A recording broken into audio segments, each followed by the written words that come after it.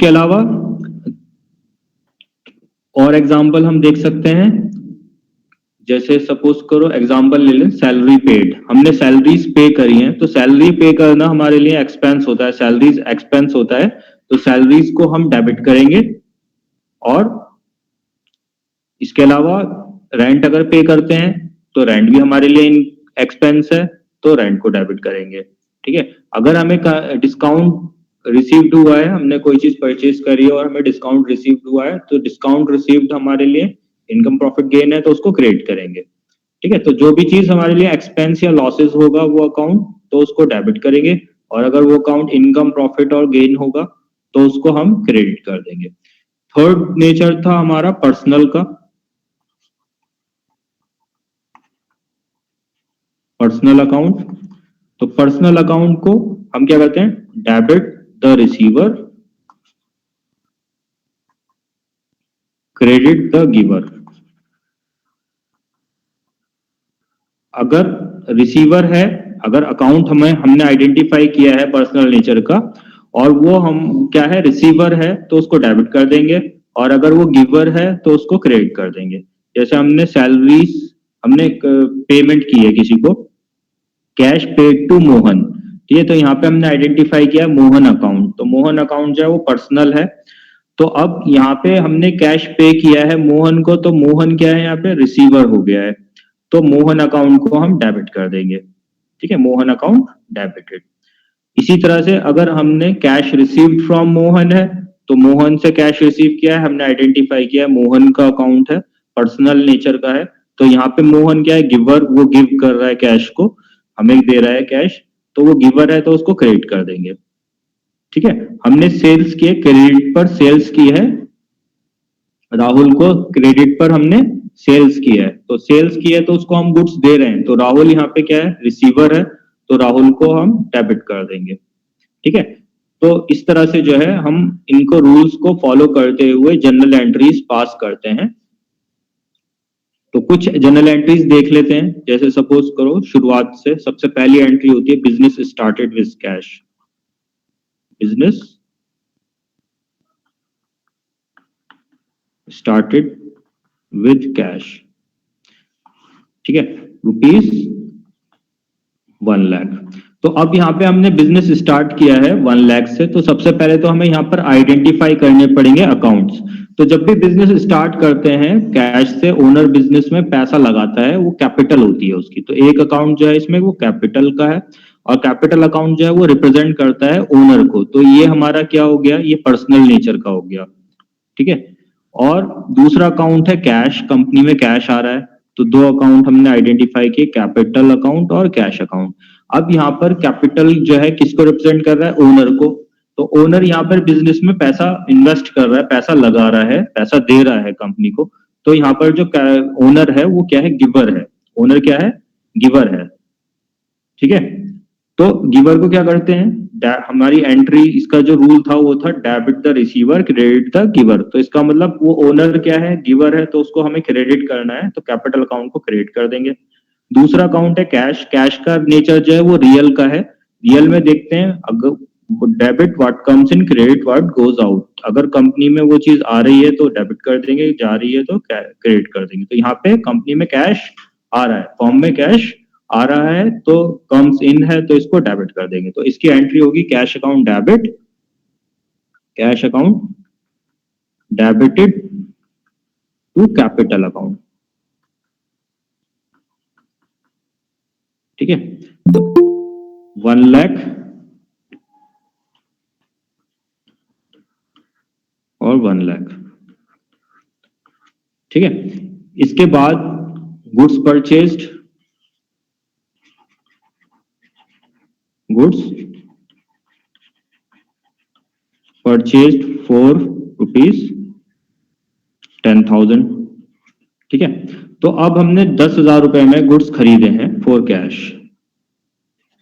ठीक है, कैश में खरीदे हैं, तो अब गुड्स परचेज्ड है, तो मैंने कहा था जब भी हम गुड्स परचेज करते हैं या सेल्स करते हैं, अगर परचेज करते हैं तो परचेज के नाम से एंट्री होती है, परचेज अकाउंट के नाम से एंट्री होती है, जब सेल्स करते हैं तो सेल्स अकाउंट के नाम से एंट्री होती है।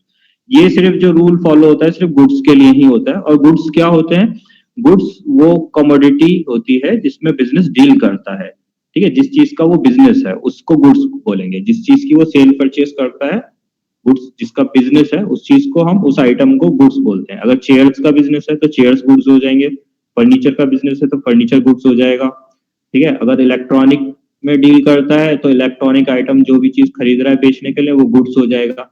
तो जो भी चीज बेचने के लिए खरीदता है, जिस चीज का बिजनेस होता है वो गुड्स में होता है, गुड्स कहते हैं, गुड्स परचेज, ठीक है।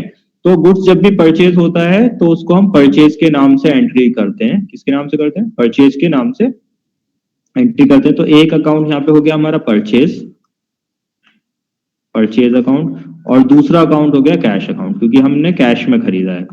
तो परचेज अकाउंट, परचेज मैंने बोला था, परचेज क्या होता है, एक्सपेंस होता है। परचेज क्या होता है, एक्सपेंस होता है। एक्सपेंस किस में होता है, नॉमिनल नेचर का है। तो परचेज अकाउंट किसका है, नॉमिनल नेचर का है। कैश अकाउंट जो है रियल नेचर का है। तो ये एक्सपेंस है तो एक्सपेंसेस को हम डेबिट करते हैं। तो कैश को भी हम क्या कर रहे हैं, कैश हमारे पास से जा रहा है यहाँ पे तो क्रेडिट करेंगे। तो purchase account debit, purchase account debited to cash account 10,000, ठीक है।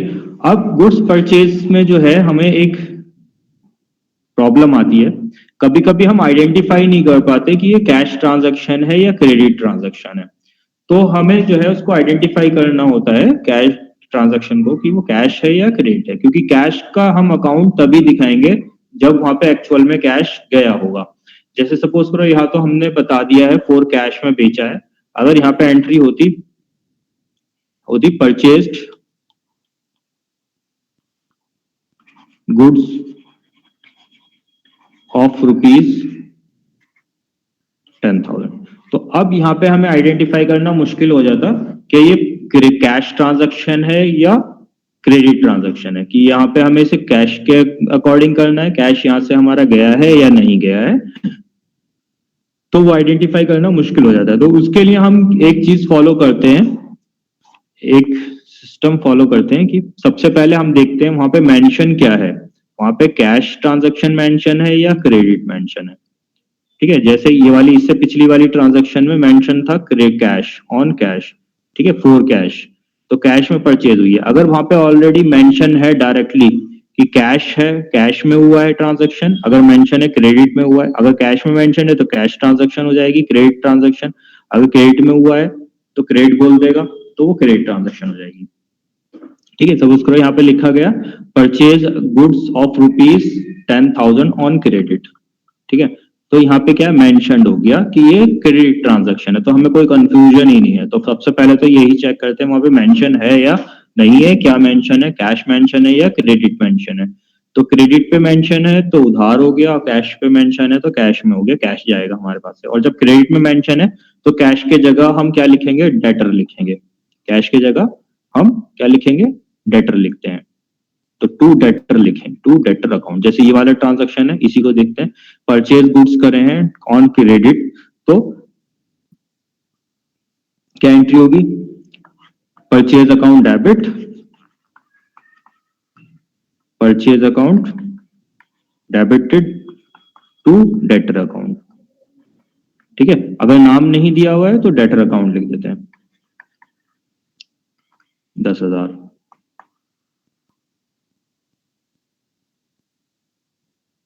सॉरी डेटर नहीं होता, क्रेडिटर होता है, क्योंकि इसको हमें पे करना था। डेटर सेल्स के टाइम में होता है, क्रेडिटर, ठीक है। क्रेडिटर वो होता है जिसको हमें पेमेंट करनी है, डेटर वो होता है जिससे हमें पेमेंट लेनी है, ठीक है। तो purchase account debit to creditor account, ठीक है। और क्रेडिटर जो है वो पर्सनल नेचर का है। पर्सनल नेचर में हम क्या देखते हैं, debit the receiver, credit the giver, debit the receiver, credit the giver. तो हमने यहाँ पे क्रेडिटर से अपने गुड्स परचेज कर रहे हैं, तो वो यहाँ पर क्या है, गिवर है गुड्स का, तो इसलिए हमें इसको क्या करना है, क्रेडिट करना है, ठीक है। दूसरी चीज, दूसरा जो हमें देखना होता है कि अगर वहां पे कैश और क्रेडिट मेंशन नहीं है, वहां पर कैश या क्रेडिट मेंशन नहीं है, तो वहां पे चेक करना है कि वहां पे नेम मेंशन है या नहीं है, जिससे सेल परचेज हो रही है उसका नेम मेंशन्ड है या नहीं है।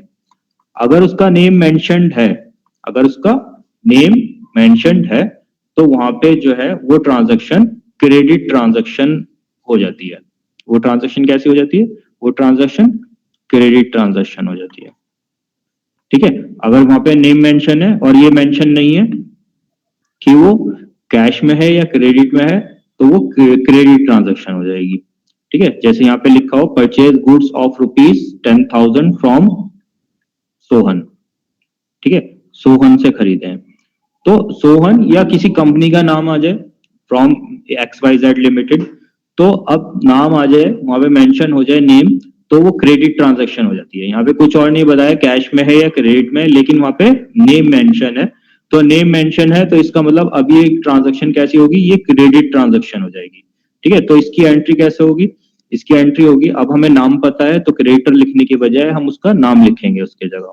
ठीक है, तो क्या नाम? Sohan, to Sohan account. ठीक है, purchase account debit to Sohan account. अब थर्ड चीज क्या है? हमने पहले देख लिया कैश क्रेडिट मेंशन है, मिल गया, ठीक है, उससे हमने आइडेंटिफाई कर लिया कैश ट्रांजैक्शन है या क्रेडिट ट्रांजैक्शन है। अब वहां पे कैश या क्रेडिट मेंशन नहीं है, तो हमने देखा वहां पे नेम मेंशन है, नेम मेंशन है तो हमें पता चल गया कि वो क्रेडिट ट्रांजैक्शन है। अगर वहां पर नेम भी मेंशन नहीं है, कैश या क्रेडिट मेंशन नहीं है और नेम भी मेंशन नहीं है, तो अब हमें कैसे आइडेंटिफाई करेंगे कि वो कैश ट्रांजैक्शन है या क्रेडिट ट्रांजैक्शन है? तो वहां पर हम ये देखते हैं वहां पर ऑफ का यूज है या फोर का यूज है। वहां पर ऑफ का यूज है या फोर का यूज है। ऑफ का यूज मतलब वहां पर वैल्यू बता रहा है, ऑफ का मतलब वहां पर वैल्यू बता रहा है, फोर का मतलब कि वहां पर पेमेंट बता रहा है। ठीक है, तो फोर का यूज है, इसका मतलब वो पेमेंट बता रहा है कि इतने पेमेंट करके हमने खरीदा। ऑफ का यूज है, इसका मतलब वहां पे हमें वैल्यू बता रहा है कि इतने वैल्यू का हमने खरीदा। और जब वैल्यू बताएगा, पेमेंट नहीं बताएगा, तो इसका मतलब वो क्रेडिट ट्रांजैक्शन हो जाएगी। और जब वहां पे फोर का यूज होगा, पेमेंट बताएगा, इसका मतलब वो कैश ट्रांजैक्शन है, वो बता रहा है पेमेंट हो रही है, इतनी की पेमेंट करके खरीदे, तो वो कैश ट्रांजैक्शन हो जाएगी। तो यही दो ट्रांजैक्शन, जैसे हम इसी को लिख लें, तो यहाँ पर अगर नाम मेंशन नहीं है तो ट्रांजैक्शन कैसे बनेगी? Purchase goods of ₹10,000। तो यहाँ पर क्या बता रहा है कि हमने 10,000 रुपए के गुड्स खरीदे हैं, तो ऑफ का यूज है, ऑफ का यूज होने की वजह से ये ट्रांजैक्शन कैसी हो गई? ये क्रेडिट ट्रांजैक्शन हो गई। ठीक है, अगर ऑफ के बजाय यहाँ पर फोर का यूज होता, परचेज गुड्स फॉर ₹10,000, तो वहां पे पेमेंट बताता, तो वो कैश ट्रांजैक्शन हो गई। ठीक है, तो आइडेंटिफाई करना होता है हमें कैश ट्रांजैक्शन है या क्रेडिट ट्रांजैक्शन है। कैश ट्रांजैक्शन है तो कैश को क्रेडिट करते हैं, अगर क्रेडिट ट्रांजैक्शन है तो जो नाम होता है गिवन उसको यूज करेंगे, या फिर नाम गिवन नहीं है तो क्रेडिटर्स का यूज करेंगे, क्रेडिटर्स लिख लेंगे हम। ठीक है, तो ये तो हो गया हमारा परचेज ऑफ गुड्स। अब गुड्स परचेज की है हमने, अब हमें क्या करना होगा? हमें कोई भी एसेट खरीदना होगा। ठीक है, परचेज ऑफ एनी एसेट। तो परचेज ऑफ एनी एसेट जो है डिफरेंट होता है परचेज ऑफ गुड्स से। ठीक है, तो गुड्स के लिए तो हम परचेज और सेल्स का यूज करते हैं। ठीक है, गुड्स के लिए तो हम परचेज और सेल्स का यूज करते हैं, लेकिन जब हम कोई एसेट्स खरीदते हैं या बेचते हैं, तो वहां पे हम परचेज और सेल्स का यूज नहीं करते, वहां पर हम उस पर्टिकुलर एसेट को ही डेबिट और क्रेडिट करते हैं। ठीक है, तो परचेज ऑफ एसेट्स की एंट्री देख लेते हैं। Purchase of assets. ठीक है, एसेट्स कुछ भी हो सकता है, machinery, furniture, motor, land, building. ठीक है, तो परचेज होता है कोई भी एसेट का। अब वो कैश में हुआ है या क्रेडिट में हुआ है, तो कैश और क्रेडिट के लिए तो वही चीज फॉलो होगी कि उसको क्रेडिट कर देंगे। किसको? अगर कैश में हुआ तो कैश को क्रेडिट कर देंगे, अगर बैंक से हुआ है, चेक से हुआ है, तो बैंक को क्रेडिट कर देंगे। और अगर कैश में नहीं हुआ, क्रेडिट में हुआ है, तो उसका नाम हम क्रेडिट कर देंगे। और अगर नाम नहीं पता है तो यहाँ पर हम क्रेडिटर का यूज नहीं करेंगे, यहाँ पर हम वेंडर का यूज करेंगे, वेंडर फॉर एसेट या वेंडर ऑफ एसेट या सिर्फ वेंडर। ठीक है, तो एंट्री होगी जैसे purchase machinery, purchased machinery for ₹1,00,000। ठीक है, 1,00,000 की मशीनरी परचेज करिए, तो मशीनरी अकाउंट डेबिट हो जाएगा। मशीनरी हमारे पास आ रही है, मशीनरी एसेट है, मशीनरी अकाउंट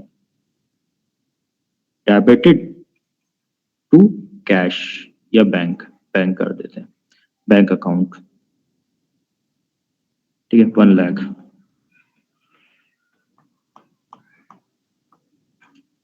ठीक है, मशीनरी खरीदने की एंट्री ये हो गई। फर्नीचर होगा तो फर्नीचर को डेबिट कर देंगे, जो भी एसेट है, अगर एसेट खरीद रहे हैं तो एसेट को डेबिट कर देंगे। और नीचे क्रेडिट में क्या करेंगे, अगर कैश में है तो कैश अकाउंट कर देंगे, चेक से है तो कैब टू बैंक कर देंगे, अगर क्रेडिट पर है, नाम पता है तो नाम लिख देंगे, और अगर नाम नहीं पता है तो नीचे वेंडर को क्रेडिट कर देंगे। ठीक है, तो ये हो गई हमारी परचेज ऑफ एसेट की एंट्री। अब है हमारा सेल्स ऑफ गुड्स, कि जब हम गुड्स को सोल्ड करते हैं। ठीक है, सेल्स ऑफ गुड्स, तो सेल्स ऑफ गुड्स में भी हमें आइडेंटिफाई यही करना होता है, पहले तो वो कैश है क्या क्रेडिट ट्रांजैक्शन है, रूल वही फॉलो होगा। सबसे पहले देखेंगे हम उसमें कैश या क्रेडिट गिवन है तो कैश क्रेडिट आ जाएगा, और अगर हमारा गिवन नहीं है तो नेम गिवन है तो क्रेडिट ट्रांजैक्शन हो जाएगी, अगर नेम भी गिवन नहीं है, ऑफ का यूज है तो क्रेडिट ट्रांजैक्शन हो जाएगी, फॉर का यूज है तो कैश ट्रांजैक्शन हो जाएगी। ठीक है, अब इसके बाद अब सिंपल क्या चीज है कि इसमें सिंपल ट्रांजैक्शन हो सकती है गुड्स सोल्ड फॉर ₹10,000। ठीक है, गुड्स सोल्ड फॉर ₹10,000, ये तो सिंपल ट्रांजैक्शन है सेल्स की। ठीक है, सेल्स की ये सिंपल ट्रांजैक्शन है। इसकी एंट्री क्या होगी, सेल्स है तो सेल्स हमारे लिए रेवेन्यू होता है, रेवेन्यू क्रेडिट करते हैं, कैश में बेचा है तो कैश आएगा हमारे पास, तो कैश को डेबिट करेंगे, तो cash account debit, cash account debit to sales account, to sales account. ठीक है, तो एंट्री हो जाएगी 10,000 से। अब इसमें जो है थोड़ा सा कॉम्प्लेक्स ट्रांजैक्शन बन जाती है हमारी, जब इसमें हमें डिस्काउंट दिया हो।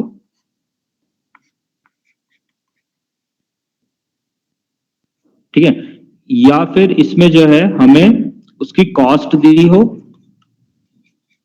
और प्रॉफिट, ग्रॉस प्रॉफिट बताया हो, कॉस्ट दी हो और ग्रॉस प्रॉफिट बताया हो या ग्रॉस प्रॉफिट का रेट बताया हो। ठीक है, तो थोड़ा सा हमें कैलकुलेशन करना पड़ता है पहले। तो पहले देख लेते हैं डिस्काउंट को। डिस्काउंट जो होते हैं वो हमारे 2 टाइप्स का डिस्काउंट होता है। डिस्काउंट होता है 2 टाइप्स का, एक होता है ट्रेड डिस्काउंट और एक होता है कैश डिस्काउंट। ठीक है, दोनों का जो होता है पर्पस अलग अलग होता है।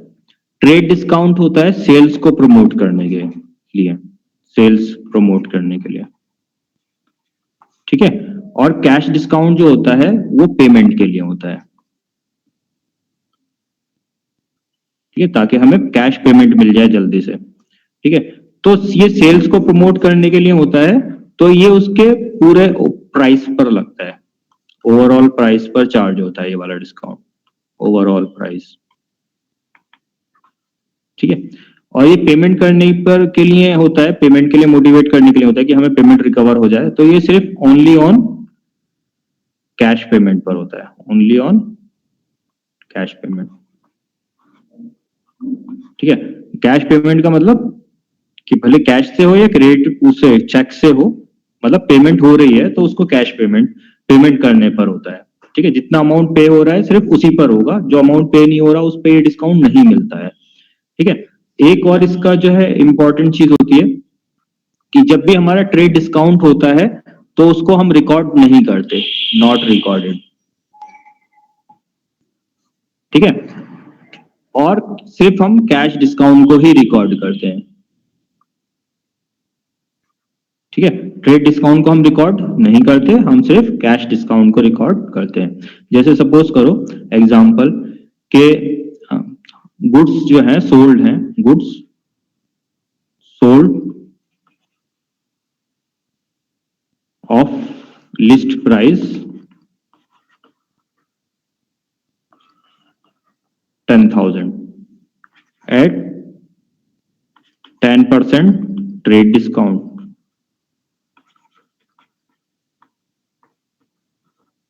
ठीक है, एंड 10% कैश डिस्काउंट।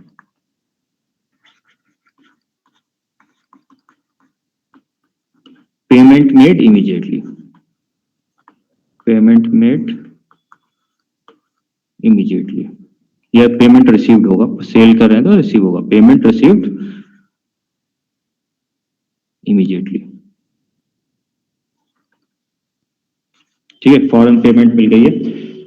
तो अब इसमें हमें कैलकुलेट करना होगा, तो पहले जो लगता है वो ट्रेड डिस्काउंट लगता है। तो ट्रेड डिस्काउंट हो गया हमारा 10,000, पहले लिस्ट प्राइस आ गया, ठीक है, फिर इस पे से लेस करते हैं, लेस ट्रेड डिस्काउंट, ठीक है, कितना 10% है, तो 10% हो जाएगा 1,000। तो अब ये 9,000 जो है ये हमारी जो है सेल्स है, ये क्या है, सेल्स हो गई। तो अब इस चीज को हमें रिकॉर्ड नहीं करना, नॉट रिकॉर्डेड, नॉट रिकॉर्डेड, इस चीज को हमें रिकॉर्ड नहीं करना, हमें इससे आगे की चीज को रिकॉर्ड करना है। तो सेल्स हो रही है 9,000 की, फिर उसके बाद पेमेंट भी मिल रही है और हमने डिस्काउंट भी दे रखा है 10% का। तो ये वाला डिस्काउंट जो होता है कैश डिस्काउंट होता है।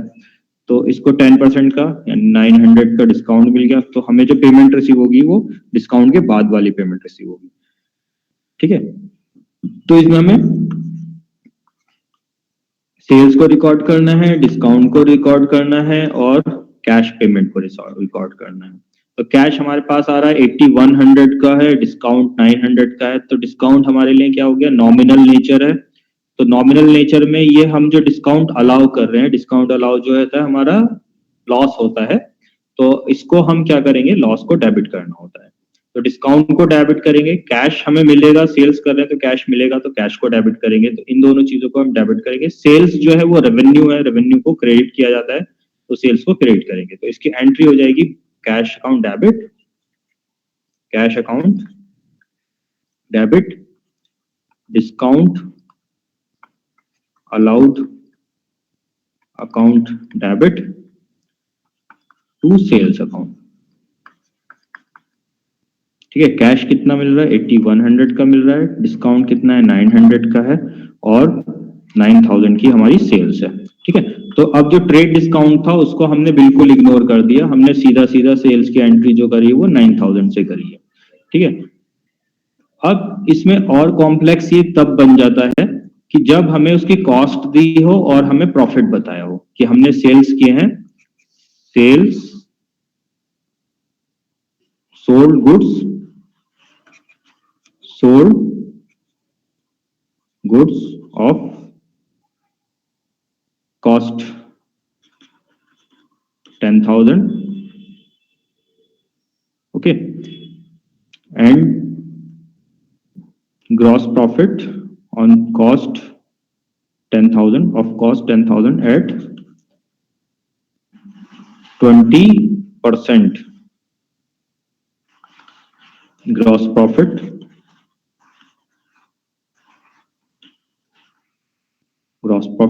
at rupees, and discount allowed, trade discount allowed, trade discount allowed 10% and cash discount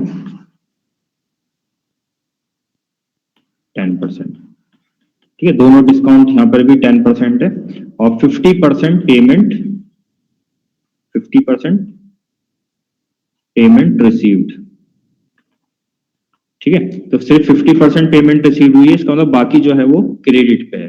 तो सबसे पहले तो हमें ये कॉस्ट दिया हुआ है, तो कॉस्ट में पहले हमें ग्रॉस प्रॉफिट ऐड करके सेल प्राइस माइनस वो डिटरमाइन करना पड़ेगा। तो 10,000 तो हमारी कॉस्ट है, तो पहले हम लिखेंगे कॉस्ट 10,000, तो उसमें ऐड करेंगे ग्रॉस प्रॉफिट। तो जब हम उसमें ग्रॉस प्रॉफिट ऐड करेंगे तो वो हमारा सेल्स आएगा, ठीक है। तो 10%, 20% ग्रॉस प्रॉफिट, तो 20% हो गया इसका 2,000, तो ये 12,000 की जो है वो हमारी सेल्स हो गई, या लिस्ट प्राइस इसको कह देंगे, क्योंकि अभी ट्रेड डिस्काउंट भी लगेगा, ठीक है। अभी लिस्ट प्राइस हमें पता चल गया, अब ट्रेड डिस्काउंट लगता है लिस्ट प्राइस पे, लेस ट्रेड डिस्काउंट, लेस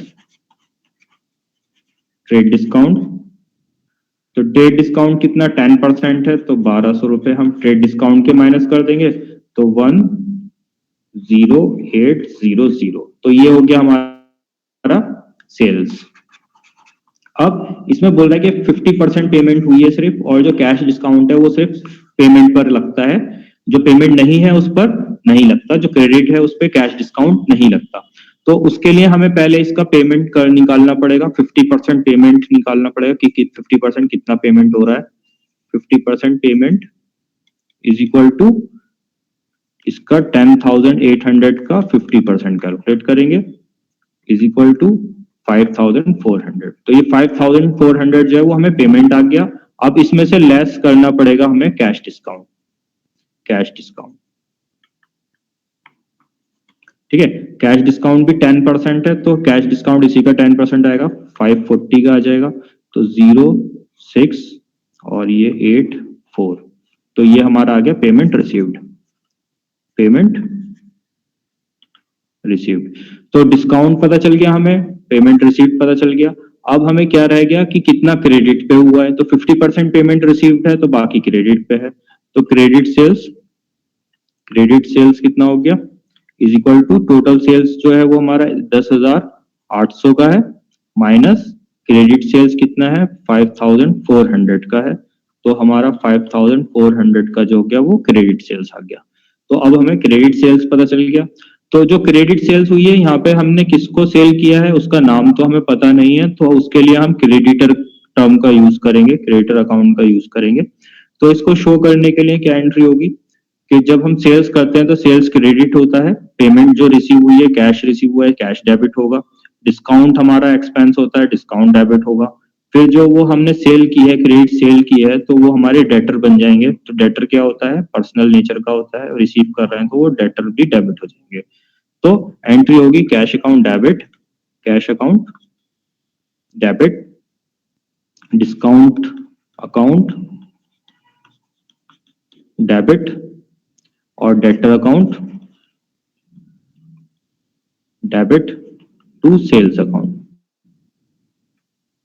ठीक है। तो कैश कितना रिसीव हुआ है, कैश का हमने कैलकुलेट किया है 4,860, डिस्काउंट हमने दिया है कितना 5,540 का, और डेटर जो है वो हमारे कितने के बनेंगे 5,400 के, और सेल्स कितने का है 10,800 का, ठीक है। तो ट्रेड डिस्काउंट हमने यहाँ पर भी नहीं दिखाया है, हमने पहले जो है इसका कॉस्ट में जो हमने गुड्स बेचे हैं वो कॉस्ट के 10,000 के थे, उसमें पहले ग्रॉस प्रॉफिट ऐड करके हमने लिस्ट प्राइस निकाल लिया कि कितने में हम उसे बेच रहे हैं, फिर ट्रेड डिस्काउंट माइनस कर दिया तो एक्चुअल सेल्स जो है वो हमारी 10,800 की है। तो इससे ऊपर का कोई भी रिकॉर्डिंग हम नहीं दिखाएंगे, सिर्फ हम डायरेक्ट रिकॉर्डिंग जो करेंगे वो सेल्स से करेंगे, ठीक है।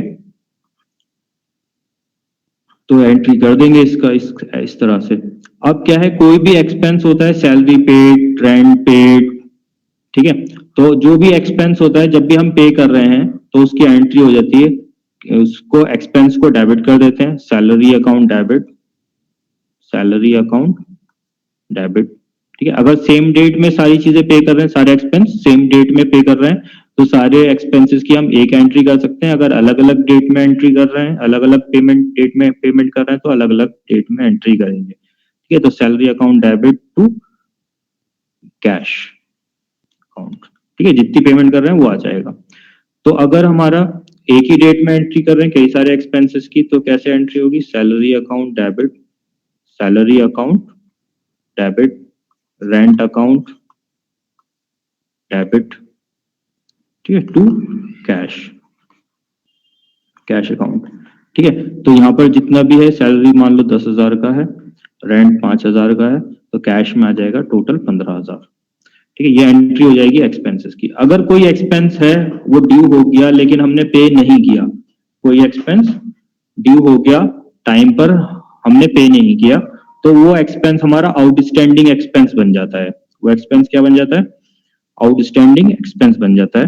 तो आउटस्टैंडिंग एक्सपेंस की एंट्री होती है, जैसे हम सैलरी को ही मान लेते हैं तो salary account, salary account debit, तो ये तो एक्सपेंस हो गया कि एक्सपेंस देने की डेट आ गई, तो ये एक्सपेंस ड्यू की एंट्री हो गई कि वो ड्यू हो गया। अब उसको पेमेंट नहीं कर रहा है तो वो कहाँ हो जाएगा, वो आउटस्टैंडिंग सैलरी अकाउंट बन जाएगा उसका, आउटस्टैंडिंग सैलरी अकाउंट 10,000। ठीक है, तो ये होती है आउटस्टैंडिंग एक्सपेंस की एंट्री। रेंट है तो रेंट आ जाएगा सैलरी की जगह। ठीक है, तो जो भी एक्सपेंस है वो आ जाएगा। अब इसमें शायद जो हमारा पहले एक पिछले साल या उससे पहले कभी पेपर हुआ था, एग्जाम हुआ था, उसमें क्वेश्चन आया था जनरल एंट्रीज का शायद, तो वो देखते हैं अगर हमें दिख जाए तो पेपर।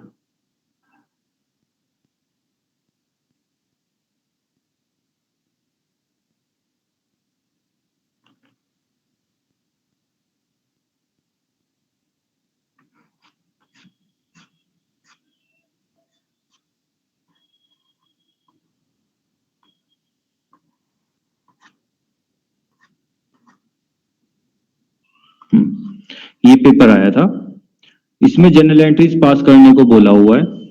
1 जनवरी 2009 को मिस्टर सुंदर has started business with capital of 50,000। 50,000 से कैपिटल से बिजनेस स्टार्ट किया है। ठीक है, तो ये एंट्री क्या होगी, cash account debit to capital account हो जाएगी, जो पहली एंट्री बताई थी। गुड्स परचेज 10,000, यहाँ पे ऑफ फॉर कोई चीज यूज नहीं है, तो हम यहाँ पे सिंपल कॉस्ट ही मानेंगे इसको, तो ये क्रेडिट में मान लेंगे इसको। तो good purchase account debit to creditors. ठीक है, गुड्स सोल्ड 5,000, तो इसको भी कैश वैश कुछ भी नहीं यूज है, तो इसको भी हम क्रेडिट मान लेंगे, तो debtor account debit to sales.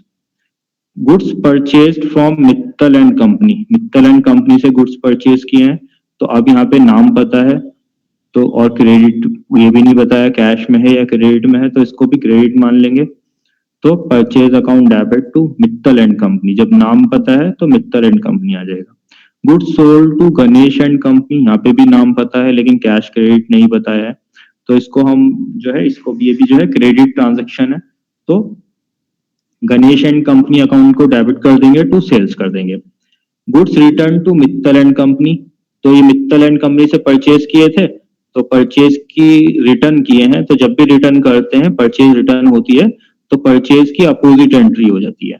ठीक है, तो इसकी एंट्री क्या थी परचेज की, purchase account debit to Mittal and company, तो रिटर्न की एंट्री हो जाएगी Mittal and company account debit, Mittal and company account debit to purchase return, purchase return. ठीक है, परचेज रिटर्न के नाम से एंट्री हो जाएगी। गुड्स रिटर्न फ्रॉम गणेश, तो गणेश को हमने सेल्स की थी, तो ये सेल्स की रिटर्न है, तो सेल्स रिटर्न की एंट्री जो है सेल्स की एंट्री की अपोजिट हो जाती है, रिटर्न उल्टी हो जाती है। ठीक है, तो इसकी एंट्री हो जाएगी,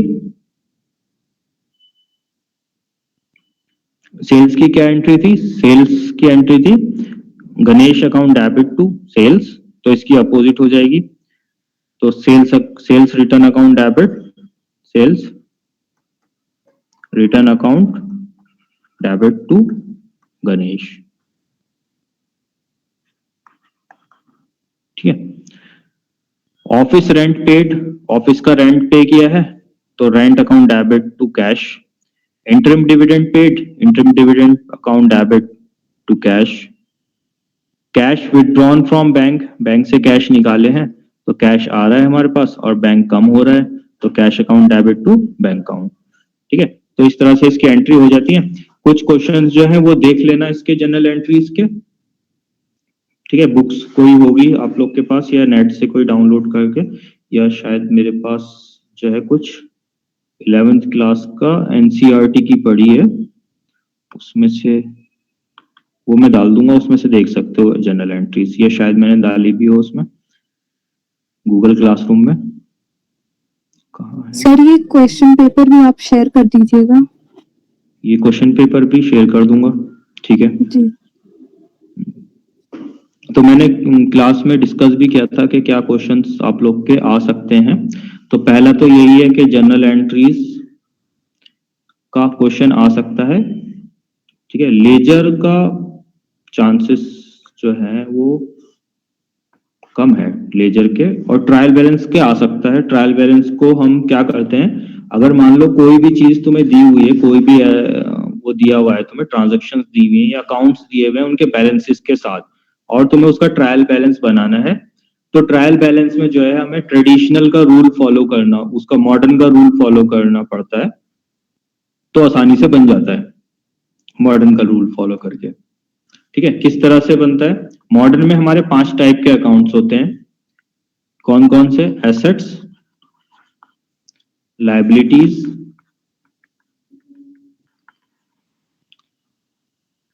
एक्सपेंस, रेवेन्यू और कैपिटल।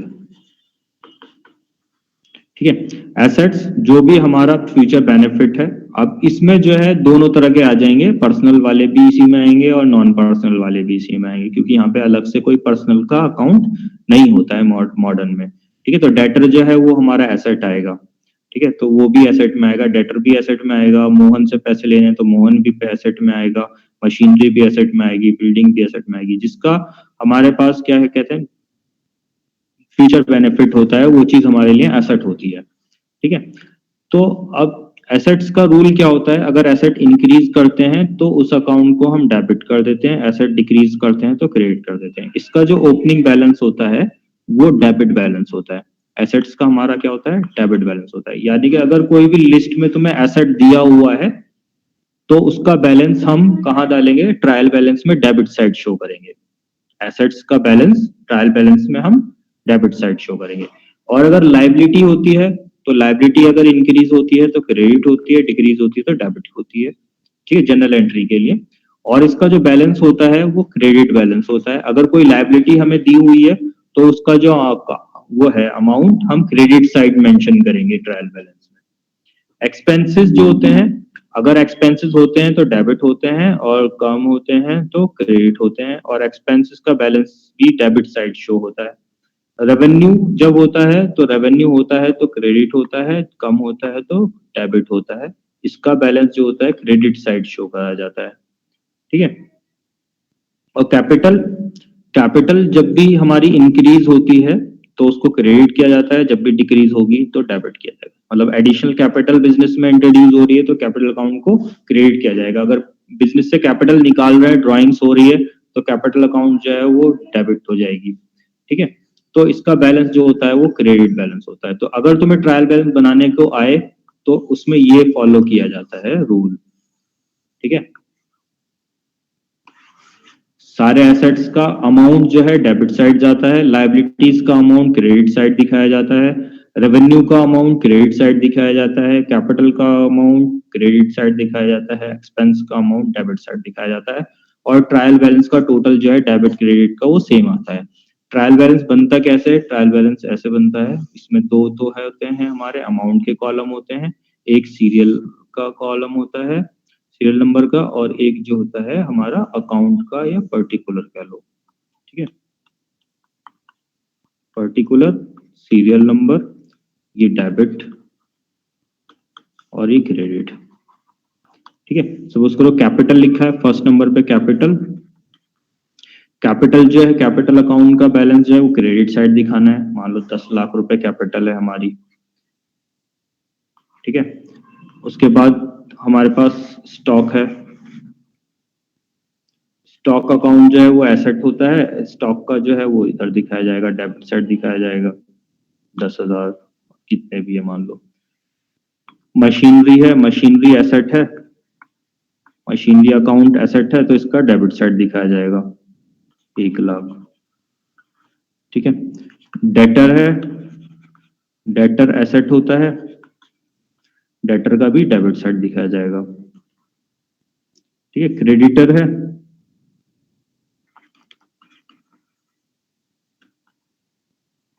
क्रेडिटर लायबिलिटी होती है, लायबिलिटी का क्रेडिट साइड दिखाया जाएगा। लोन, लोन अकाउंट है, लोन अकाउंट जो है लोन हमारी लायबिलिटी होती है तो इसका भी क्रेडिट साइड दिखाया जाएगा। कैश है हमारे पास, कैश एसेट होता है, डेबिट साइड दिखाया जाएगा। बैंक अकाउंट एसेट होता है, डेबिट साइड दिखाया जाएगा। परचेजेस, परचेज अकाउंट एसेट होता है, सॉरी एक्सपेंस होता है, डेबिट साइड दिखाया जाएगा।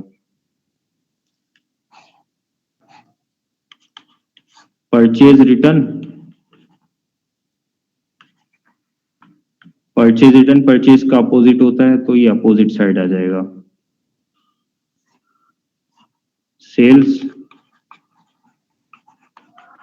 सेल्स अकाउंट, सेल्स हमारा क्या होता है, रेवेन्यू होता है, तो ये क्रेडिट साइड दिखा देंगे। सेल्स रिटर्न सेल्स का अपोजिट है, तो ये डेबिट साइड दिखा देंगे। एक्सपेंसेस हैं, सैलरी, वेजेस, जो भी एक्सपेंस है, तो वो सारे एक्सपेंसेस हैं, तो एक्सपेंसेस का डेबिट साइड दिखाएंगे। बस हमें ये आइडेंटिफाई करना है कि वो हमारे लिए क्या है इन पांचों में से। ठीक है, अगर एसेट है तो डेबिट साइड बैलेंस दिखाएंगे, रेवेन्यू है तो क्रेडिट साइड बैलेंस दिखाएंगे, लायबिलिटी है तो क्रेडिट साइड बैलेंस दिखाएंगे, कैपिटल है क्रेडिट साइड दिखाएंगे, एक्सपेंस है तो डेबिट साइड बैलेंस दिखाएंगे। ठीक है, तो ये पहचान करके हम जिस साइड बैलेंस दिखाना होता है उस साइड दिखा देते हैं, और नाम तो इधर ही आता है, सीरियल नंबर आता है। ठीक है, ये हो गया ट्रायल बैलेंस। अब हमें ट्रायल बैलेंस से मैं और क्या बता रहा था, तो ये हो गया ट्रायल बैलेंस, हो गया जर्नल एंट्री, हो गया प्रॉफिट एंड लॉस अकाउंट, और prepare balance sheet without adjustment. ये मैंने बोला था trading and profit and loss account को करना है तैयार विदाउट एडजस्टमेंट वाला, और डेप्रिसिएशन अकाउंट करना है, डेप्रिसिएशन की प्रिपरेशन करनी है। ठीक है, स्ट्रेट लाइन और डिमिनिशिंग बैलेंस मेथड की। तो हम एक क्वेश्चन मतलब इसको समझ लेते हैं डेप्रिसिएशन को। तो डेप्रिसिएशन का क्या होता है, डेप्रिसिएशन में हमारे एक्सपेंसेस होता है, ये डेप्रिसिएशन एक तरह का एक्सपेंस होता है। तो ये एक्सपेंस जो होता है एसेट के ऊपर चार्ज होता है, एसेट को डिक्रीज करता है ये। ठीक है, एसेट की वैल्यू जब भी डिक्रीज होती है तो उसको हम क्या कहते हैं, उसको डेप्रिसिएशन बोलते हैं। जैसे मशीनरी है, मशीनरी की 10 साल की लाइफ है, तो उसकी जो हर साल वैल्यू डिक्रीज होगी तो वो हमारे लिए क्या होगी, डेप्रिसिएशन होगी। ठीक है, डेप्रिसिएशन के दो मेथड्स हमें पढ़ने हैं, एक स्ट्रेट लाइन मेथड है, फिक्स इंस्टॉलमेंट मेथड, और एक है return down value method, diminishing balance method. ठीक है, तो दो मेथड है हमारे डेप्रिसिएशन के, एक फिक्स्ड इंस्टॉलमेंट मेथड,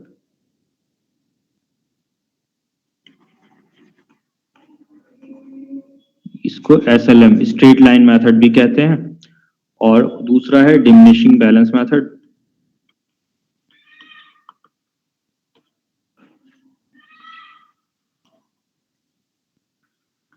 इसको रिटर्न डाउन वैल्यू मेथड भी बोलते हैं, WDV return down value method भी बोलते हैं, और इसको SLM मेथड बोलते हैं।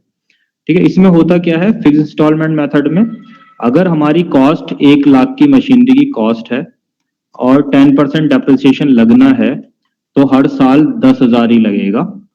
ठीक है, डेप्रिसिएशन की वैल्यू में चेंज नहीं आएगा, हर साल 10,000 डेप्रिसिएशन लगाया जाएगा। ठीक है, हमेशा जो है वो उसकी जो कॉस्ट थी ओरिजिनल कॉस्ट उस पर ही डेप्रिसिएशन लगेगा। ठीक है, डिमिनिशिंग बैलेंस मेथड में क्या होता है, जो डेप्रिसिएशन माइनस करके जो वैल्यू बचती है हर साल उस पर डेप्रिसिएशन लगता है, जो उस साल की बची हुई वैल्यू होती है उस पर डेप्रिसिएशन लगता है, कॉस्ट पर डेप्रिसिएशन नहीं लगता, जैसे कि फिक्स इंस्टॉलमेंट मेथड में कॉस्ट में लगता है, तो इसमें जो रिटर्न डाउन वैल्यू मेथड में कॉस्ट पर नहीं लगता। अब इसमें कैसे लगता है कि सपोज करो उसकी कॉस्ट जो है वो 1 लाख है, कॉस्ट कितनी है, 1 लाख है, उस पे पहले साल में फर्स्ट ईयर में डेप्रिसिएशन हमने लगा दिया 10%। ठीक है, 10,000 का लगा दिया, तो अब उसकी वैल्यू बची है 90,000। तो सेकेंड ईयर में उसका डेप्रिसिएशन जो है अब 1 लाख पर नहीं लगेगा, अब 90,000 पे लगेगा 10%, तो कितना लगेगा 9,000। ठीक है, तो कितनी वैल्यू बचेगी इसकी 81,000। ठीक है, और थर्ड ईयर में अब डेप्रिसिएशन जो लगेगा वो अब 90,000 पे या 1 लाख पर नहीं लगेगा, वो जो इस साल की वैल्यू है उस पर लगेगा 10%, तो 8100 हो गया। ठीक है, तो इसकी वैल्यू बची 72,900। अब फोर्थ ईयर में डेप्रिसिएशन जो है अब 81, 90 या 1 लाख पर नहीं लगेगा, अब जो इस साल की वैल्यू है उस पर लगेगा 7290। ठीक है, तो 0, 1 और 8 में से 2 गए 6 और 5 6 65 61 0। ठीक है, तो इस तरह से जो है हर साल जो है रिड्यूसिंग बैलेंस पे जो है डेप्रिसिएशन लगता है। तो इसके अलग अलग नाम से बोल सकते हैं, reducing balance method, return down value method या डिमिनिशिंग बैलेंस मेथड। ठीक है, और दूसरा वाला जो है हर साल जो है वो 10,000 लगेगा।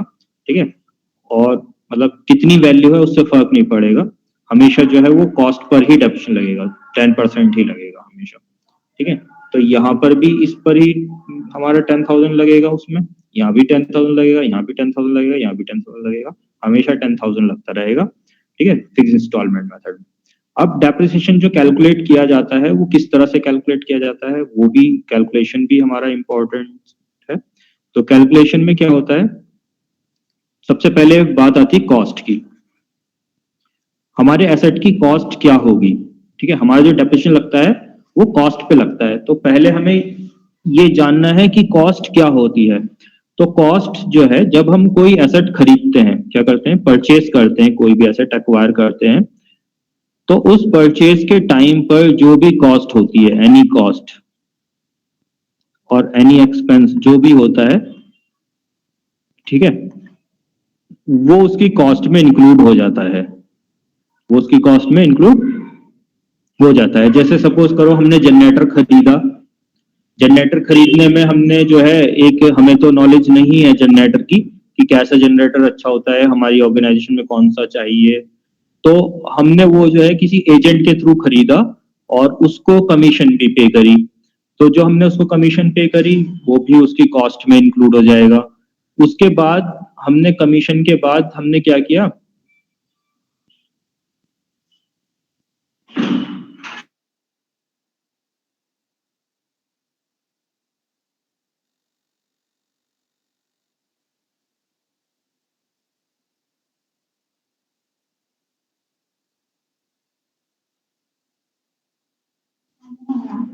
तो उसके उसके कॉस्ट में जो है जो भी चीज हम खर्चा करते हैं किसी भी नाम से, तो वो उसमें ऐड हो जाता है।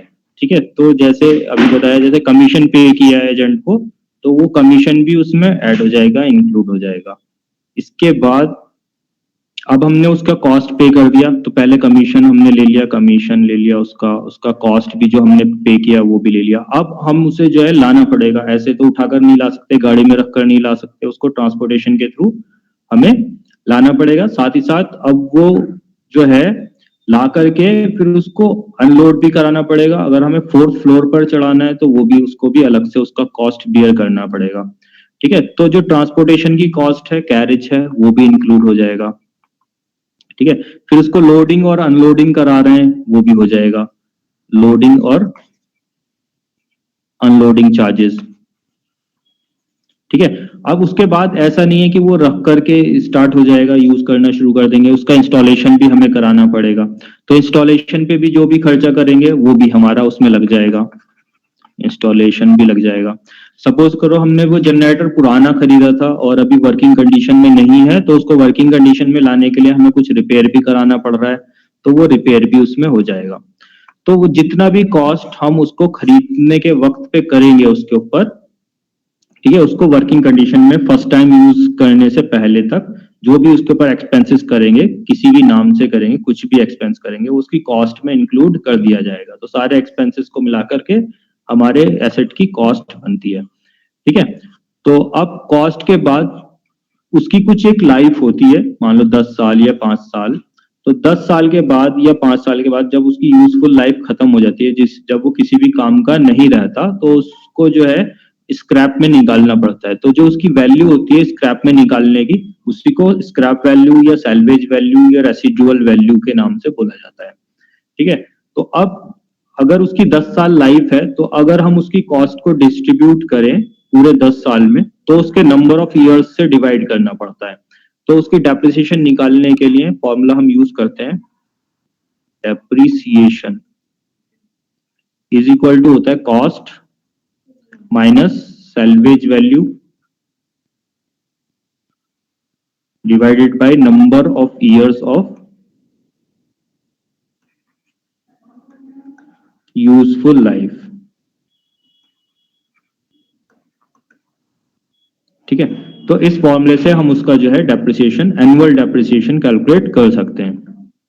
तो मान लो 1,50,000 का हमने कोई एसेट खरीदा और उसकी सैल्वेज वैल्यू 5,000 है और उसकी यूजफुल लाइफ जो है 10 ईयर्स है। तो इस तरह से हम उसकी डेप्रिसिएशन कैलकुलेट कर सकते हैं। तो सैल्वेज वैल्यू माइनस करने के बाद उसकी वैल्यू आई 1,00,000। 1,00,000 को 10 से डिवाइड किया तो उसकी डेप्रिसिएशन आ गई 10,000। तो ये 10,000 जो है अब उसकी एनुअल डेप्रिसिएशन हो जाएगी। फिक्स इंस्टॉलमेंट मेथड में कभी कभी इस तरह से कैलकुलेट करने को भी आता है डेप्रिसिएशन की, इस तरह से, मतलब ये चीजें बता देगा, उसकी कॉस्ट बता देता है, सैल्वेज वैल्यू बता देता है, number of years of useful life बता देता है।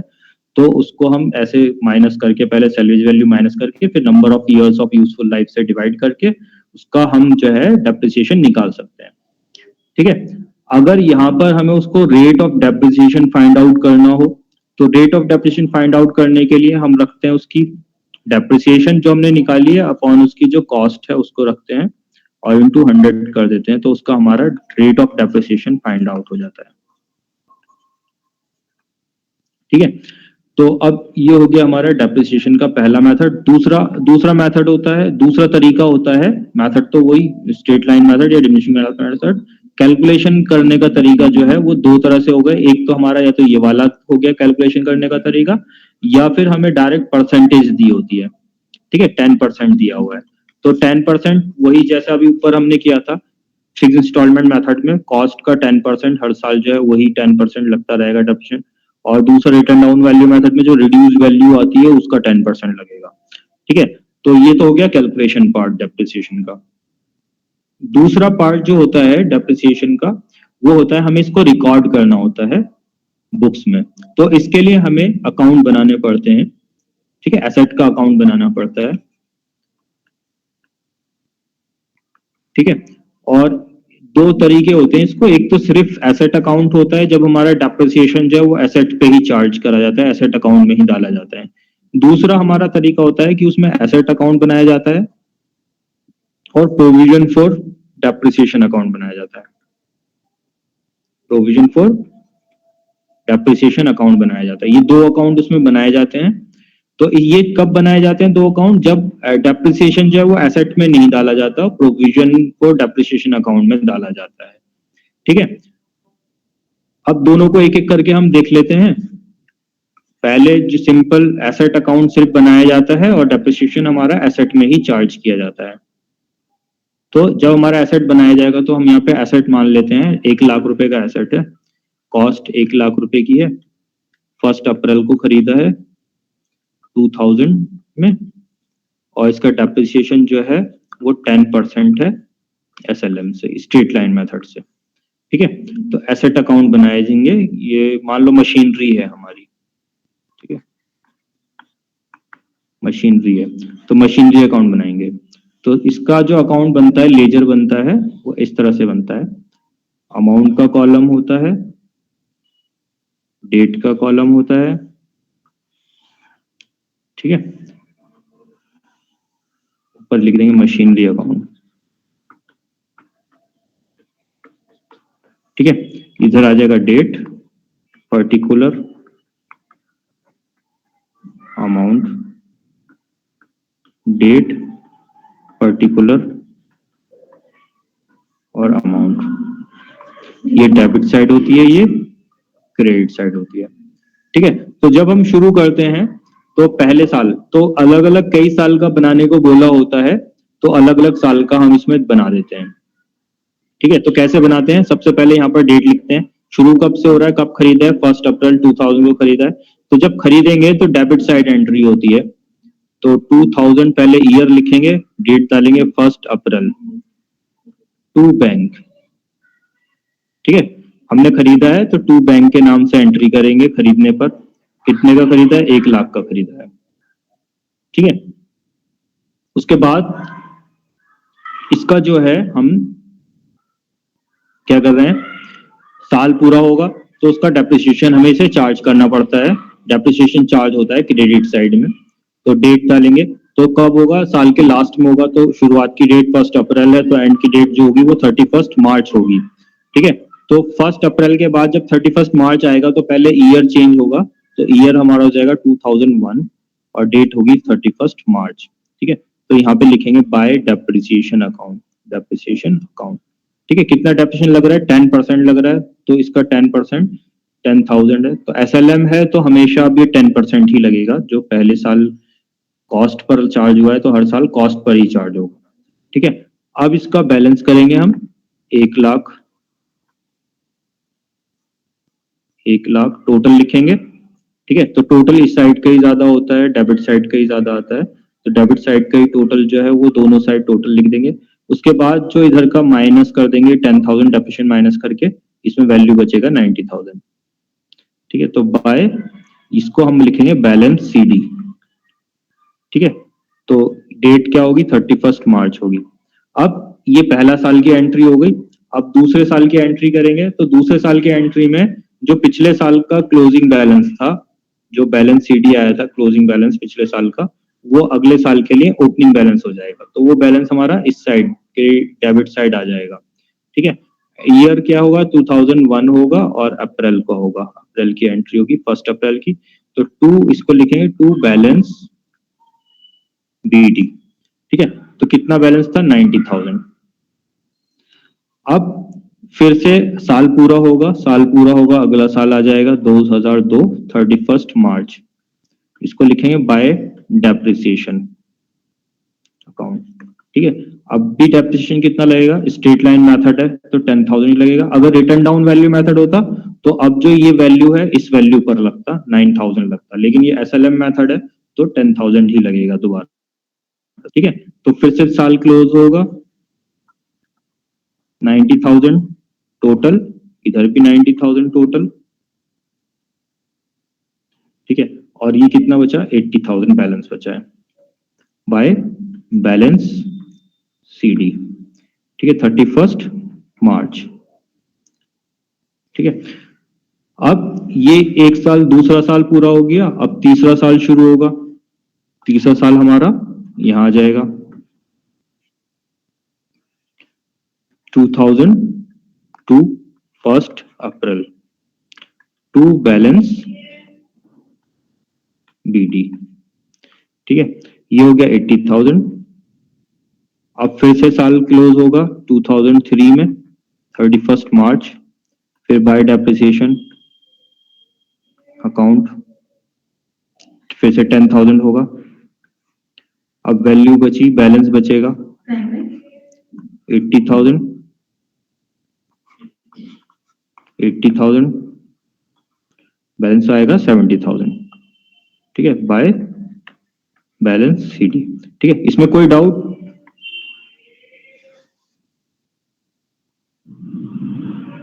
कोई डाउट है इसमें किसी को?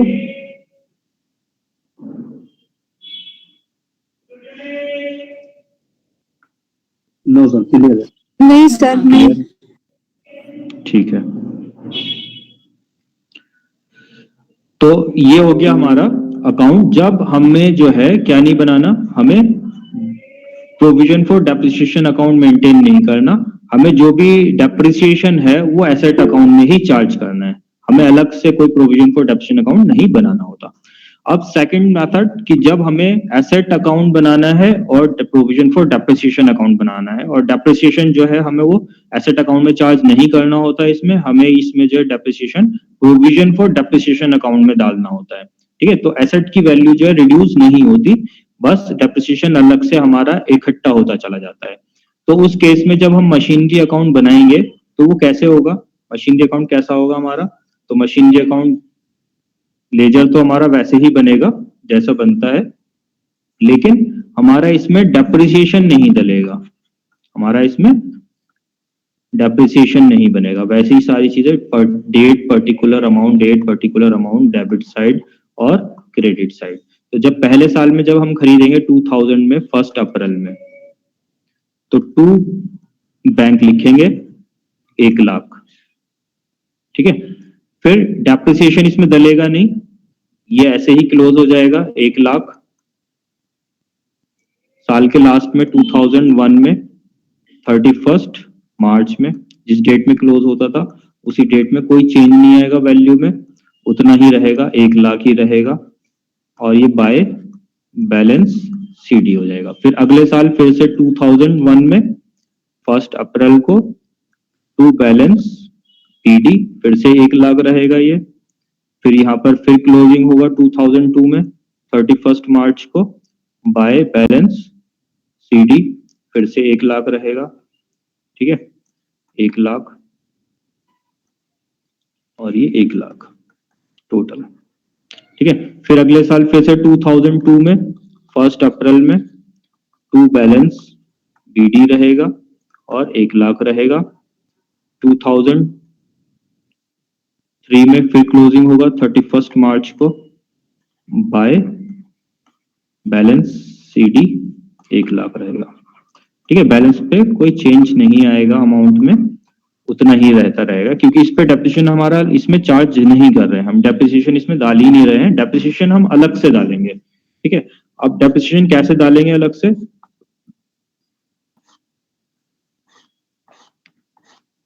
डेप्रिसिएशन कैसे डालेंगे अलग से, डेप्रिसिएशन डालने के लिए हम प्रोविजन फॉर डेप्रिसिएशन अकाउंट बनाएंगे, ठीक है।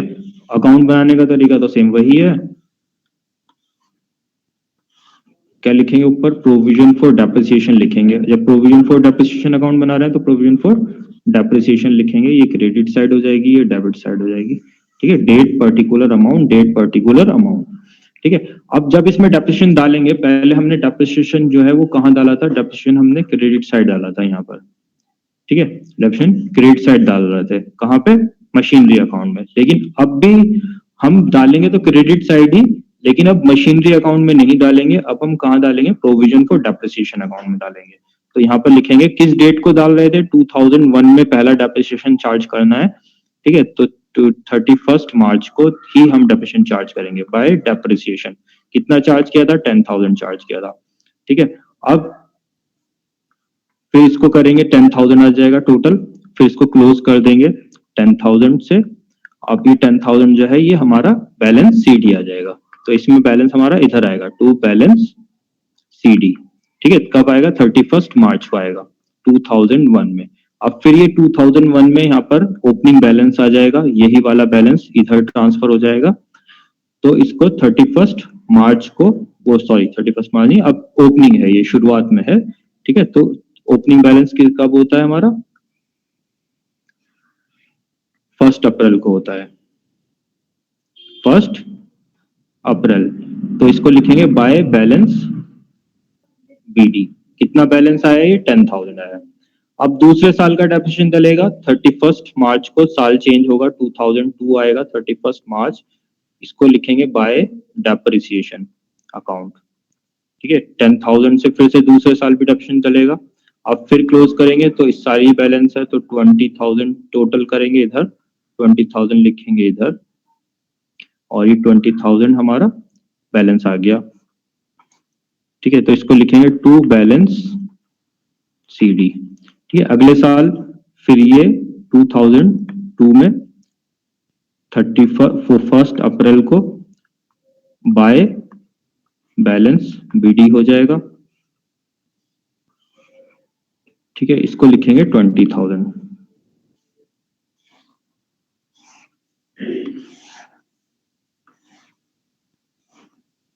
ठीक है। अब अगले साल का डेप्रिसिएशन चार्ज होगा 2003 में 31 मार्च बाय डेप्रिसिएशन, ठीक है। फिर 10,000 होगा, फिर टोटल होगा 30,000, फिर अगले साल इधर 30,000 और ये 30,000 बैलेंस आ जाएगा टू बैलेंस सीडी, ठीक है। तो ये चेंज है कि जब हमारा सिर्फ मशीनरी अकाउंट बनाना है, सिर्फ एसेट अकाउंट बनाना है, तो डेप्रिसिएशन वहीं डलेगा और बैलेंस जो है वो रिड्यूस होता रहेगा हर साल, ठीक है। तो हर साल बैलेंस रिड्यूस होता रहेगा, डेप्रिसिएशन डलता रहेगा हर साल, बैलेंस निकलेगा, फिर बैलेंस ओपनिंग बैलेंस होगा, डेप्रिसिएशन डलेगा, फिर रिड्यूस हो जाएगा, फिर ऐसे चलता रहेगा। लेकिन जब हमें डेप्रिसिएशन जो है मशीनरी अकाउंट में नहीं डालना होता, अलग से प्रोविजन फॉर डेप्रिसिएशन अकाउंट बनता है, तो बैलेंस पे हमारा कोई फर्क नहीं पड़ता, जितना कॉस्ट होता है वो उसकी कॉस्ट पे ही उसमें शो होता है। उसकी कॉस्ट पर ही उसमें शो किया जाता है, ठीक है। और ये प्रोविजन फॉर जितना भी डेप्रिसिएशन है वो हमारा डलता है प्रोविजन फॉर डेप्रिसिएशन अकाउंट में। किसमें डलता है? प्रोविजन फॉर डेप्रिसिएशन अकाउंट में जितना भी डेप्रिसिएशन है हमारा वहां डलता है, और वहां पे उसी का वो इकट्ठा होता चला जाता है, एक्यूमुलेट होता चला जाता है हर साल, ठीक है। तो हर साल जैसे ये आया तो बैलेंस निकला, अगले साल ट्रांसफर हुआ, फिर वहां पे डेप्रिसिएशन लगा, फिर वो बैलेंस निकला, फिर वो वहां पे ट्रांसफर हुआ, डेप्रिसिएशन लगा, फिर वो बैलेंस निकला। इस तरह से ये हर साल चलता रहता है। अब इसमें क्या होता है कि हमारा एसेट जो है हम सोल्ड आउट करते हैं, तो उसको भी हमें दिखाना होता है। सेल्स जब भी हम सेल करते हैं एसेट की, तो एसेट की जब हम सेल करते हैं तो पहले सेल करने से पहले उसका डेप्रिसिएशन चार्ज करना होता है, उस जिस डेट पर सेल कर रहे हैं उस डेट तक का, ठीक है। जिस डेट पर सेल कर रहे हैं उस डेट तक का उसका डेप्रिसिएशन हमें चार्ज करना होता है। जैसे सपोज करो यहाँ पे हमारा ये, अगर इसमें भी दोनों में अलग अलग तरह से दिखाना होगा, ठीक है। जब सिंपल मशीनरी अकाउंट बना रहे हैं तो वहां पे अलग तरह से होता है, और जब मशीनरी अकाउंट और प्रोविजन फॉर डेप्रिसिएशन अकाउंट बनाते हैं तो वहां पे अलग तरह से होता है। तो इसको ले लेते हैं, जब हम मशीनरी अकाउंट बना रहे हैं तो वहां पे हमारा मशीनरी का बैलेंस जो है वो 70,000 है। मशीनरी का बैलेंस 70,000 है। कौन से साल में है ये? 2003 का है। 2003 का बैलेंस है 70,000,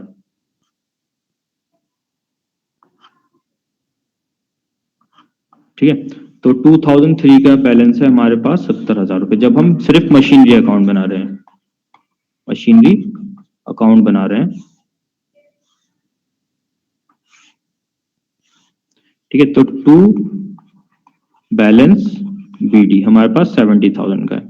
तो अब सपोज करो ये एट द एंड बिक रही है हमारी, ठीक है। ये 1 अप्रैल है 2003, ठीक है। सपोज करो ये एट द एंड बिक रही है, तो पहले हमें इसका एंड में डेप्रिसिएशन इसका चार्ज करना पड़ेगा। तो 2004 में 31 मार्च को पहले इसका डेप्रिसिएशन चार्ज होगा बाय डेप्रिसिएशन, ठीक है। डेप्रिसिएशन कितना लग रहा है? स्ट्रेट लाइन मेथड से फॉलो कर रहे हैं तो 10,000 लग रहा है। अगर रिटर्न डाउन वैल्यू मेथड से फॉलो करते तो ये वाले बैलेंस पे हमारा लगता है डेप्रिसिएशन। तो 10,000 डेप्रिसिएशन लग गया। अब सपोज करो ये हमारी जो है 80,000 में बिक रही है।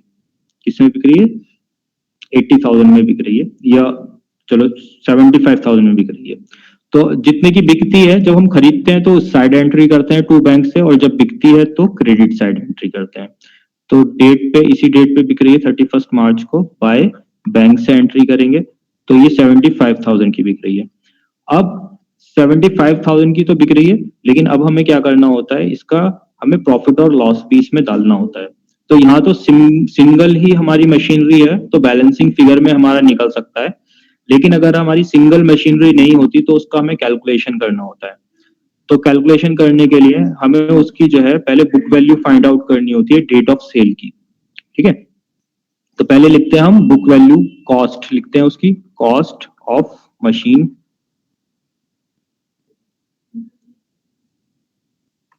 मशीन किस डेट पे खरीदी थी? 1 अप्रैल 2000 में खरीदी थी, ठीक। कितने की खरीदी थी? 1 लाख की खरीदी थी।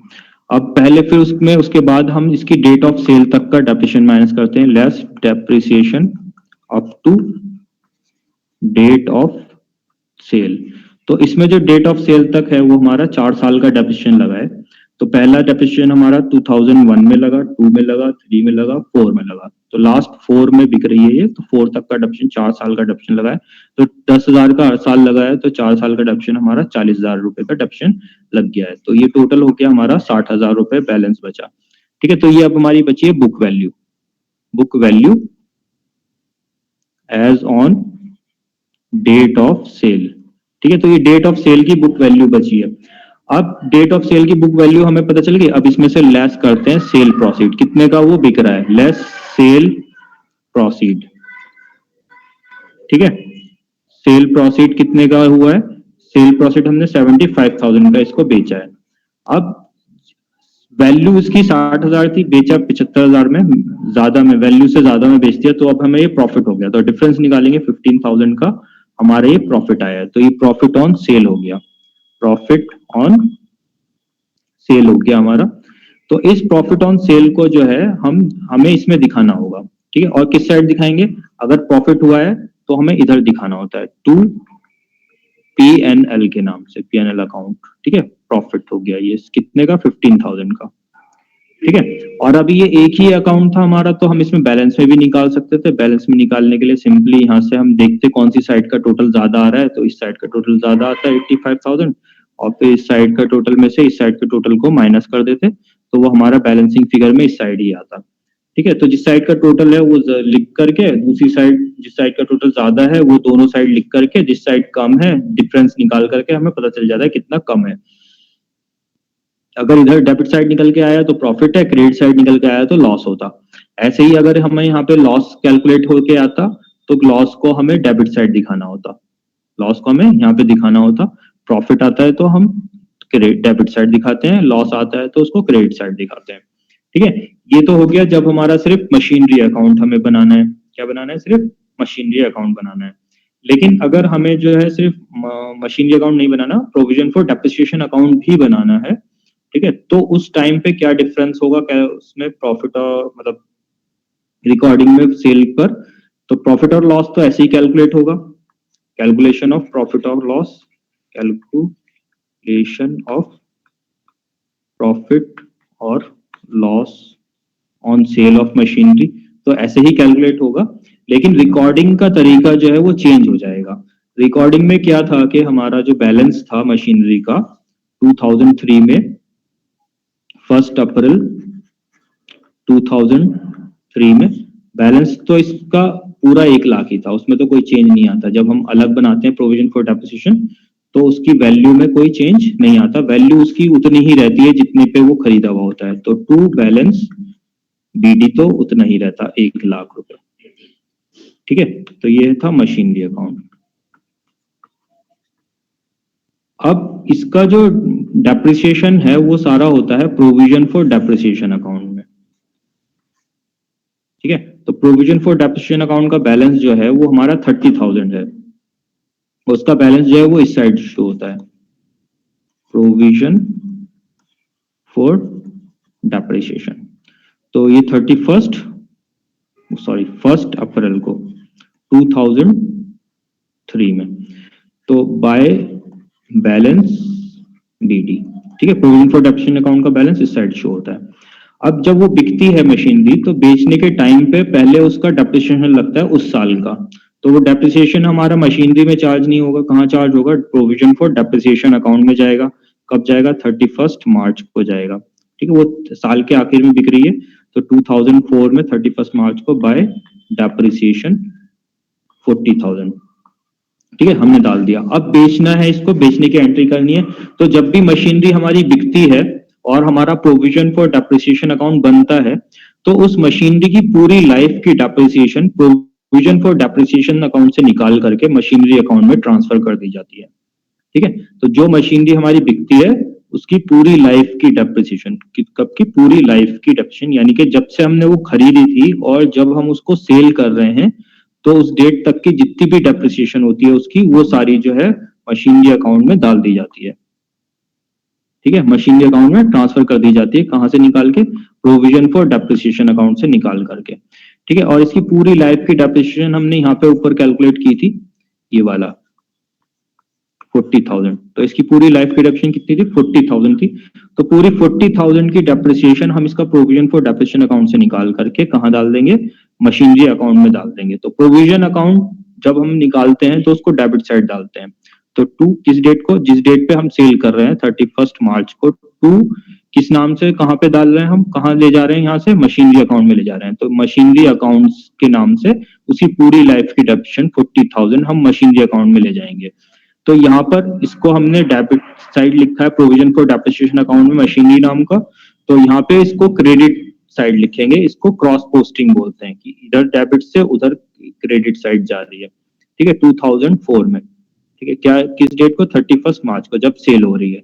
तो जब सेल होती है तो प्रोविजन फॉर डेप्रिसिएशन अकाउंट से निकल करके हमारी जो उसकी पूरी लाइफ की डेप्रिसिएशन है, प्रोविजन फॉर डेप्रिसिएशन अकाउंट से निकल करके हमारा मशीनरी अकाउंट में आ जाती है पूरी लाइफ की डेप्रिसिएशन। तो यहाँ पर मशीनरी अकाउंट में प्रोविजन फॉर डेप्रिसिएशन अकाउंट के नाम से लिखेंगे और प्रोविजन फॉर डेप्रिसिएशन अकाउंट में मशीनरी अकाउंट के नाम से एंट्री करेंगे, ठीक है। उसके बाद वो कितने में सेल हुई है? 31 मार्च को बाय बैंक के नाम से एंट्री हो जाती है 75,000, और उसका जो भी प्रॉफिट और लॉस हुआ है, अगर प्रॉफिट हुआ है तो डेबिट साइड, लॉस हुआ है तो क्रेडिट साइड दिखा देते हैं। तो इसमें हमें प्रॉफिट हुआ है तो 2PNL के नाम से यहाँ पे आ जाएगी 15,000। ठीक है, उसके बाद इसका टोटल जो है दोनों साइड हमारा मैच हो जाएगा, 1,15,000 इधर हो जाएगा और 1,15,000 इधर हो जाएगा। ठीक है, और अगर सेम सिंगल मशीनरी है तो ये बैलेंसिंग फिगर में ही निकल के आ जाएगा। अगर डेबिट साइड निकल के आए तो इधर आ जाएगा प्रॉफिट, और क्रेडिट साइड निकल के आया तो लॉस, टू बाय प्रॉफिट और लॉस के नाम से हो जाएगा। ठीक है, और इसका जो टोटल है, अगर कोई और मशीन नहीं है, सिंगल एक मशीन थी, तो टोटल दोनों साइड का बराबर हो जाता है, कोई बैलेंस निकल के नहीं आता है। और अगर और भी मशीनरी है हमारे पास, उनका भी डेप्रिसिएशन है इसमें, तो बाकी बचा हुआ डेप्रिसिएशन हमारा यहाँ पे निकल के आता है। ठीक है, इसमें कोई डाउट किसी को?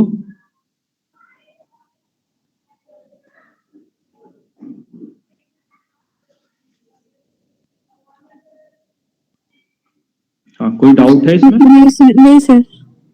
ठीक है, तो ये जो है एक बार रिकॉर्डिंग भी देख लेना इसकी, मैं इसको डाल दूंगा, रिकॉर्डिंग देख लेना थोड़ा, और इसको जो है और भी यूट्यूब से सर्च कर लेना वीडियोस वगैरह। कोई और डाउट हो तो मुझसे जो है कंसल्ट कर सकते हो। अभी तो बहुत दिन है एग्जाम के, कब से, जी सर। 31 जनवरी से शुरू है ना? 31 जी सर। हाँ, तो कभी भी जो है टाइम लेकर के एक्स्ट्रा क्लास भी जो है हम रख सकते हैं, अगर कोई डाउट जो है ज्यादा ऐसे हैं कि उसको समझाना चाहिए सही से। जी सर। ठीक है, तो इसमें जो है मैंने ये एक बार और रिपीट कर देता हूँ क्या क्या हमें करना है। तो इसमें जो है ये है, जर्नल एंट्रीज करनी है तैयार, ट्रायल बैलेंस करना है, प्रॉफिट और लॉस अकाउंट करना है अच्छे से तैयार करना है, और डेप्रिसिएशन करना है अच्छे से तैयार। ठीक है, और बाकी तो इसका मैंने सब कुछ बताया ही था, रेशियो एनालिसिस का बताया हुआ है। ठीक है, और इसकी थ्योरी बताई हुई है, थ्योरी करनी है ये। और इसमें बताया हुआ है कॉस्ट शीट का करना है, क्लासिफिकेशन ऑफ कॉस्ट करना है, इसकी थ्योरी करनी है। ठीक है, inventory valuation, LIFO, FIFO, HIFO, weighted average, वो सब करना है। इसमें बजटरी कंट्रोल में इसकी थ्योरी करनी है, budgetary control, objective essential of different types of budgets, standard costing and variance analysis, marginal costing में BP, break even point, break even analysis, वो सब करना है। ठीक है, तो न्यूमेरिकल अच्छे खासे आएंगे, तो इसलिए न्यूमेरिकल की प्रैक्टिस कर लो अच्छे से, और थ्योरी की प्रैक्टिस कर लो अच्छे से। ठीक है, सर वो फर्स्ट वाले में कॉन्सेप्ट, इम्पोर्टेंस, स्कोप ये सब नहीं आएगा फर्स्ट यूनिट में? नहीं, न्यूमेरिकल, दोनों न्यूमेरिकल। अच्छा, बस न्यूमेरिकल आएंगे इसमें। ठीक है सर असाइनमेंट में क्या रहेगा सर? हाँ, असाइनमेंट सबमिट किया सर, उसका क्या होगा सर? असाइनमेंट वो तुम लोग का इसमें दो पार्ट होते हैं ना, टोटल 150 का एग्जाम होता है, तो 60 मार्क्स का तो तुम्हारा इंटरनल असेसमेंट का होता है, और 90 मार्क्स का जो होता है वो तुम्हारा फाइनल एग्जाम होता है। ठीक है, जैसे ये मैंने क्वेश्चन पेपर दिखाया था ना, देखो क्वेश्चन पेपर कितने मार्क्स का है? सर ये 90 क्वेश्चन मार्क्स। पेपर है ना सर, एक बार शेयर कर दो सर। हाँ, ये मैं शेयर कर दूंगा। तो ये 90 मार्क्स का क्वेश्चन पेपर है। तो अब 90 मार्क्स का है, तो अब जो बाकी 60 मार्क्स का जो होता है वो इंटरनल असेसमेंट का होता है, और टोटल मार्क्स तुम लोग के जो है एक सब्जेक्ट में 150 हो जाते हैं। ठीक है, और क्वेश्चन पेपर मतलब जी सर। ये है कि तुम इसको रिफर कर सकते हो किस तरह के क्वेश्चन आते हैं, लेकिन जरूरी नहीं है मैच हो जाए, बिल्कुल अलग भी होता है क्वेश्चन पेपर। ठीक है, हाँ सर, अलग तो होगा सर, बस ये है थोड़ा सा हिंट मिल जाएगा बस थोड़ा। हाँ सर थोड़ा। रेफरेंस पर्पस के लिए बस। ठीक है, मैं शेयर कर दूंगा इसको भी, उसमें डाल दूंगा गूगल क्लासरूम में। ओके। ठीक है, तो अभी अटेंडेंस के लिए कैमरा ऑन कर लो, मैं अटेंडेंस ले लेता हूँ।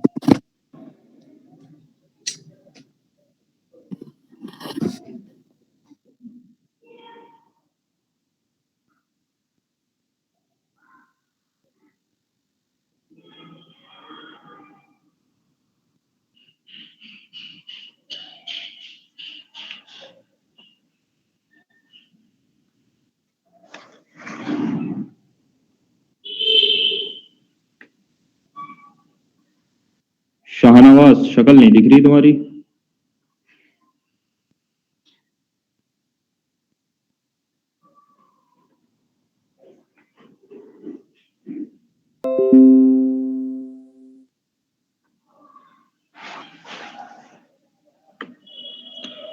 ठीक है, तो जा सकते हो। और कोई डाउट होगा तो कंसल्ट कर लेना, फिर हम क्लास रख भी सकते हैं।